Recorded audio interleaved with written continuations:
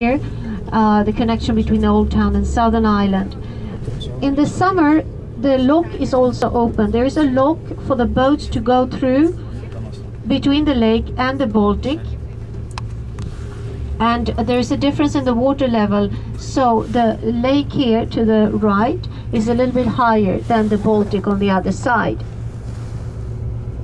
And that can clearly be seen if you go through the lock. You will see the water level there, but that's in the summer. It gets quite busy here between the two waters. And this traffic area where we now come on the bridge here on top of the lock, it is quite old. It's in desperate need of repair and not really adapted to today's traffic, but still in use to go across over to the Southern Island.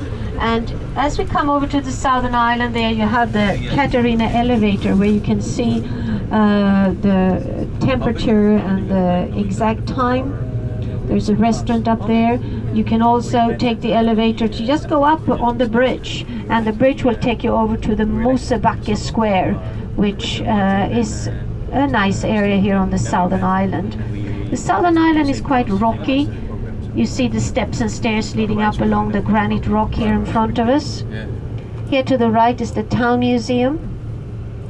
And behind the Town Museum there's actually a semi-pedestrian street which runs there called Götgatan, and it's quite popular among young people. They have many trendy shops. They have also lots of cafes and bars and restaurants along that Götgatan. So it could be nice for you maybe to explore this area on the Southern Island also at some time.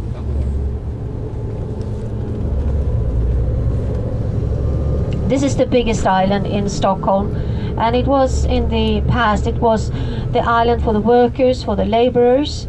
They had a few industries out here, but not any longer. It is mostly with apartment houses today, a few offices also, as you can see here to the left, but also very known for its beautiful view. And you will soon see the view overlooking the Baltic Sea this time. So before we stop by the lake, this is the sea here.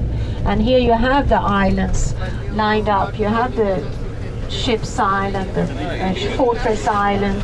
Back there is the Djurgården, the Animal Garden Island. You recognize the Nordic Museum where we were.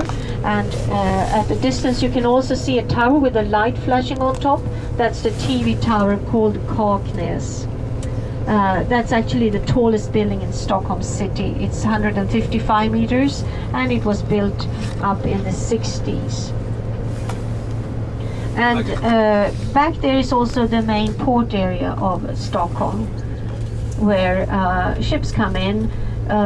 There's a lot of traffic, passenger traffic between Sweden and Finland on large passenger liners. There are also ferries that go across to the other Baltic countries, to Latvia and to Estonia.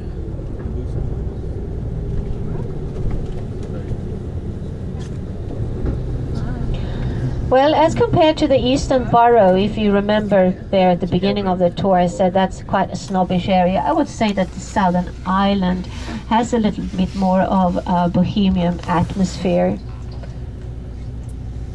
A little bit more laid back and relaxed, perhaps. But very popular among young people. It's very popular among young people to live here. And there's an area up here, a little bit as we turn here, it's a little to the right.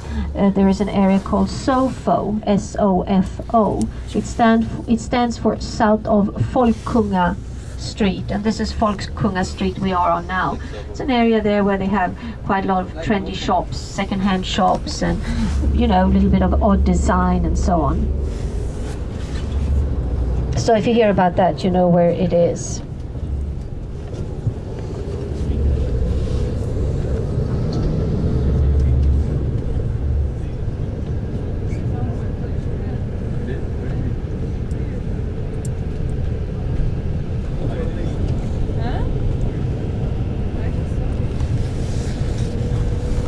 If you would go straight forward here, you would soon come to a terminal where there are also ferries and ships that leave for Finland. If you would go to Helsinki, for example, it takes the whole night. So you leave from here in the late afternoon, arrive in Helsinki next morning.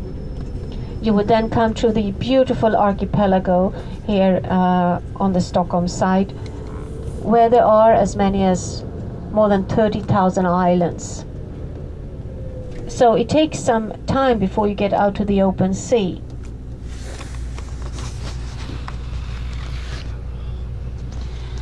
We will come up here on a little street called Fjällgatan, and we will drive along it, and you will have the nice view again overlooking the Baltic Sea and the inner harbor of Stockholm.